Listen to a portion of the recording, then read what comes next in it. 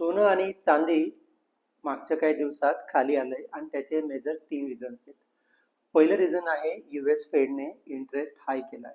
आता इंटरेस्ट हाय केले तर मेटलची डिमांड कमी होते आणि लो डिमांडमुळे प्राइसवर इम्पॅक्ट येतो.